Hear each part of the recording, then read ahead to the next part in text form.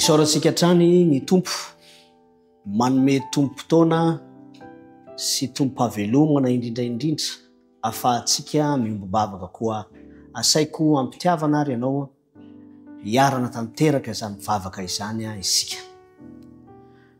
Arahinay tsara indrindra izay ny an-danitro misaotra anao izahay. Ny amin'ny fahafahanay mbola manantena ihany koa famelan-keloka raha hanonona ny antom-bavaky ny namanay eto izahay. Mba ahatsapa fiadanam-poany ny tsirairay avy. Ny namanay Mohamady izay manana didy aman'andraikitra indrindra eo amin'ny ankohonany dia manana fikasana tsara izy tompo ny fafana mandeha any ivelany.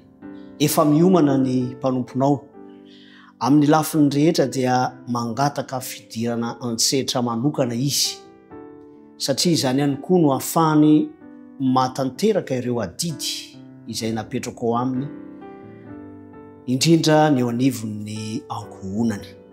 Koa matoky simino izay tompo fa ara-potoana dia ho tanteraka ny fikasana tsara ao anatin'izany mpanomponao izany. Ary miombo bavaka amin'ny mandrakariva izahay. Tononona ny bavaka amin'ny anaran'i Jesu Kristy. Amen.